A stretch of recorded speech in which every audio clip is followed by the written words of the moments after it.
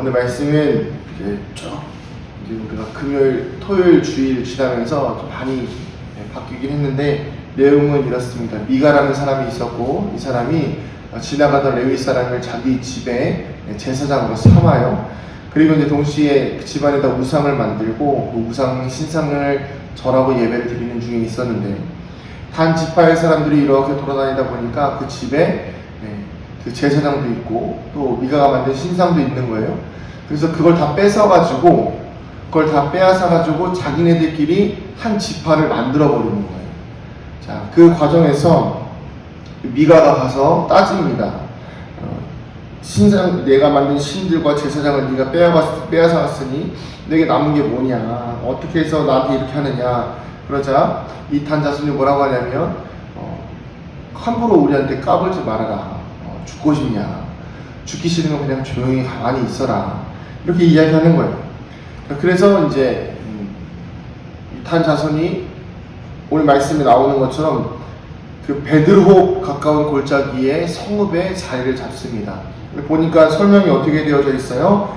상종하는 사람도 없고 이제 외진 곳, 외딴 곳에다가 자리를 잡은 거예요. 근데 이 정복한 곳이 어떠한 곳이냐면 27절에 뭐라고 나와 있죠? 한가하고 걱정 없이 사는 백성을 만나 칼로 그들을 치며 그 성읍을 불사르되. 쉽게 말하면 어떤 거예요? 그냥 평화롭게 살아가는 사람들을 무자비하게 공격하고 그 사람들을 해친 거예요. 그리고 나서 그 성읍을 불사른 다음에 그 성읍에다가 자리를 잡고 그 성읍에다가 우상을, 미가의 집에서 뺏어온 우상을 세우고 그리고 뺏어온 제사장으로 예배를 드리면서 그것이 하나님께서 지켜주시는 것인 것 마냥 살고 있다는 것입니다. 오늘 말씀을 통해서 우리가 한번 깨달아야 될 것이 무엇이냐면 이스라엘 백성들이라고 해서 다 하나님이 지키시고 하나님의 뜻대로 살아가는 게 아니라는 것을 우리는 분명히 깨달아야 합니다. 우상을 섬기고 우상을 섬기면서 하나님을 섬긴다라고 생각하는 사람들이 엄청나게 많았던 거예요. 이 사사기의 시대의 특징이 뭐라고요? 내 생각대로 사는 사람들이 굉장히 많았던 거죠. 예를 들어서 지금 이 키보드가 있다고 하시죠. 그래서 제가 이제 키보드를 가지고 있다가 오늘 나에게 주신 하나님의 말씀이 뭘까 해서 이걸 다 쳤어요. 노래가 나와요. 이 노래를 들어보니까 딴따란 구주의 십자가 보혈로 이거예요. 그래, 오늘 내가 보혈을 넣고 살아가야겠다. 자기 마음대로 막 결정해 버리는 거예요. 아니면 갑자기 이 손수건을 펴봅니다. 기도하고 손수건을 펴봤어요. 꽃 그림이 나와요. 오늘 하나님 나에게 꽃을 주시려나 보다. 이게 뭐예요? 말씀 없이 자기 소견대로 생각해서 우상을 섬기는 사람들의 모습이라는 것이죠. 우리 그리스도인들의 삶 속에 이런 게 얼마나 많은지 우리는 돌아봐야 합니다.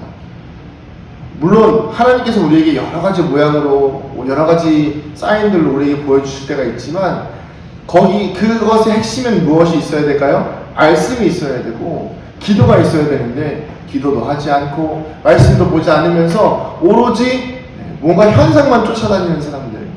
오늘 아침에 기분이 좋아, 아니면 오늘 아침에 좋은 꿈을 꿨어, 잘 될 것 같아. 이게 뭘까요? 하나님 주시는 방법보다는 우리가 알고 있는 세속적인 통념을 가지고 하나님의 방법을 사용하고 있다는 것이죠. 또 오늘 말씀에 뭐라고 나와 있습니까? 자기 생각대로 살아가면서 하나님의 뜻이라고 확신하는 사람들이 있어요. 자기 생각대로 사는 거예요. 다른 사람들이 어떻습니까? 미가의 집에서 제사장도 만났어요. 이거 하나님이 주신 거야. 근데 여러분, 이 제사장은 정식으로 임명된 제사장이 아니에요. 그냥 레위 사람 중에 한 사람이었던 겁니다. 이 사람은 제사 드릴 권한도 없는 거예요. 그런데 이 사람이 그냥 레위 지파라는 것 하나만으로 제사장을 삼아버렸어요. 우리 식으로 치면 아직 신학교에 1학년짜리 제대로 그 신학 목사 안수도 받지 않은 사람을 데려다가 당신은 우리의 목사님이십니다. 목사님이 되어주십시오. 그렇게 해가지고 그냥 세워가지고 신학적 지식도 없고 목회적 경험도 없고 기도도 쌓여있지 않은 사람을 갖다가 세우는 거예요. 그러니 그냥 이렇게 저렇게 설교하면 그 설교가 하나님의 말씀이라고 생각하는 거예요. 그런데 문제가 없어 보이는 거예요. 아무런 일이 없어 보이는 거예요. 잘 되는 것 같은 거예요. 자기들이 땅을 정복하려고 하는데 그 땅이 마침 보이죠. 근데 그 땅에 한가로이 사는 백성들이 있으니까 이 사람들 얼마나 평화롭게 살아가겠습니까? 이 평화롭게 살아가는 사람들을 다 그냥 해집어 놓고 정복하고 나서 하나님이 주셨다라고 생각하는 거죠. 여러분, 자기 생각대로 사는 것 중에 가장 위험한 것이 무엇인지 아십니까? 잘 되는 거예요. 제일 위험한 겁니다. 자기 생각대로 살 때 잘 되는 게 제일 위험한 거예요. 왜 그렇습니까? 그게 하나님 뜻이라고 생각하기 때문이에요. 내가 이렇게 했는데 잘 되네? 하나님 뜻인가 보다. 근데 여러분, 여기 뭐가 빠졌습니까? 하나님의 말씀이 빠졌어요. 여기 뭐가 빠져 있습니까? 기도가 빠져 있어요. 여기에 무엇이 빠져 있습니까? 하나님께 묻고 하나님께 여쭙는 시간이 전혀 없어요. 자기들의 생각대로, 자기들의 마음대로 잘 되는 것 같으니까 확신해가지고 밀어붙이는 거예요. 그럴 때 우리가 어떻게 이야기합니까? 하나님이 우리와 함께 하십니다. 확신을 가지고 이야기하는 거죠. 근데 여러분, 이 과정에 뭐가 있습니까? 사람들을 해쳐요. 이 과정 속에 무엇이 있습니까? 우상을 섬겨요. 이 과정 속에 무엇이 있습니까? 제대로 절차도 밟지 않은 레위인을 세우는, 하나님께서 인정하지 않은 사람을 세우는 엄청난 잘못을 범합니다. 하나님을 인정하지 않으면서 하나님이 있는 것처럼 살아가는 인생, 그 모습이 바로 오늘 이 단 지파의 모습, 단 자손들의 모습이라는 것입니다. 자, 그렇다면 여러분, 우리는 어떻게 이 중심을 잡으면서 살아갈 수 있을까요?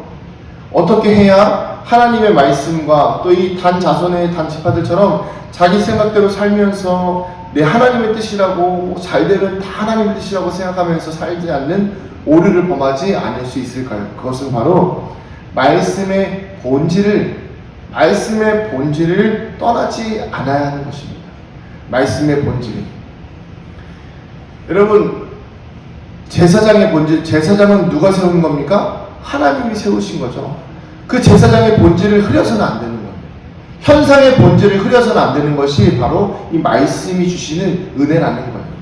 자, 여러분, 그리고 우상. 누가 봐도 단지파 미가가 세운 우상이 하나님이 아니라는 것 단지파가 알까요? 모를까요? 알아요. 근데 어떻게 된 거예요? 가나안 땅에 들어오면서 시간이 지나면서 그 본질이 흐려진 거예요.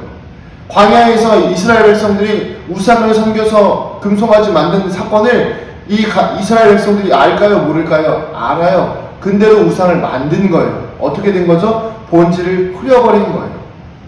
여러분, 우리의 삶 속에서 살아가실 때 내가 이게 지금 하나님 뜻인가 아닌가가 잘 구분이 안 되실 때는 뭘 하셔야 되는지 아십니까? 말씀을 보시면 됩니다. 말씀을 딱 한 번이라도 보세요. 그러면 그 말씀의 본질이 내 영을 사로잡고 그 말씀의 본질을 따라가다 보면 내가 해야 되는 일이 올바른 일인지 올바르지 않은 일인지, 아니면 내가 해야 되는 일이 하나님이 원하시는 일인지 하나님이 원하시지 않는 일인지 분명히 구분이 됩니다. 근데 그럼에도 불구하고 그 말씀을 외면하고 본질을 떠나서 살아가는 사람들에게는 지금 당장 자기 소견대로 생각하니까 잘 되는 것 같지만 결국엔 그 일들이 하나님의 영광을 가리는 일이며 결국에는 그 일들이 나중에 하나님 앞에서 책망받아야 할 일들이 될 수 있다는 것을 명심하시기 바랍니다. 저도 마찬가지예요. 저도 어제 이제 사무총회 했지만 뭐 정책 하나하나 결정할 때, 아니면 뭔가 이 교회 예산 하나하나 정책 결정할 때, 이거 하나하나 할 때 얼마나 이 어려운지 모르겠습니다. 그냥 내 마음대로 이렇게 정하면 되고 또 이렇게 좀 편하게 가면 좋은데, 어떻게 해야 이게 말씀의 본질을 떠나지 않을 수 있을까? 어떻게 해야 우리 교회가 하나님의 뜻을 떠나지 않는 교회가 될 수 있을까? 어떻게 해야 우리 교회가 세상에서 빛과 소금의 역할을 잘 감당하는 교회가 될 수 있을까를 고민하다 보니까 뭔가 프로그램이 많지는 않아요. 프로그램이 없지만 근데 그 안에 있는 것들은 전부 다 기도하고 말씀 보는 것밖에 없지 않습니까? 사실 어제 해놓은 거 보면 별거 뭐 대단한 것 같지만 다 그냥 말씀 보고 기도하는 것밖에 없어요. 여러분, 교회는, 여러분 우리 신앙인들은 하나님의 말씀과 기도가 없으면 흔들릴 수밖에 없고 무너질 수밖에 없습니다. 그러기에 여러분, 날마다 중심을 잡을 수 있도록 하나님의 말씀 앞에, 그 본질 앞에 우리의 영혼을 비춰야 하는 것입니다. 말씀을 정리하겠습니다. 하나님의 말씀이 없으면, 하나님의 뜻이 없으면 자기 소견대로 살아가기 시작하고 우상을 섬기고 또 잘 되는 것 같으면 하나님께서 주신 거라고 착각하면서 내 마음대로 살아가기 쉽습니다. 그러나 우리가 말씀의 본질을 흐리지 않고 잘 붙잡고 가면 그 가운데에서도 하나님이 원하시는 길이 보이기 시작합니다. 사랑하는 우리 은강교회 성도님들, 말씀의 본질을 잘 붙잡고 우상에게 휘둘리지 않고 내 소견대로 살아가지 않으며 늘 성령의 인도하심을 받는 저와 여러분 되기를 주님의 이름으로 축복합니다. 기도하시겠습니다. 하나님, 오늘도 우리의 삶과 인생 속에서 주님께서 인도하여 주시는 은혜를 경험하게 되어지기를 소원합니다. 내 생각대로 내 욕심대로 살아가지 아니하며 하나님께서 보여주시는 길 잘 따라갈 수 있는 우리 모두가 되게 하여 주시옵소서. 사사시대와 같이 자기 소견대로 잘 되는 것이 다 하나님의 뜻인 것 마냥 살아가는 우리 모두가 되지 않게 하여 주시고, 아버지의 뜻 안에서 날마다 기도하며 묻고 한 걸음 한 걸음 걸어 나아가는 우리 모두가 되게 하여 주시옵소서. 이 모든 말씀 살아계신 예수님의 이름으로 기도드립니다. 아멘.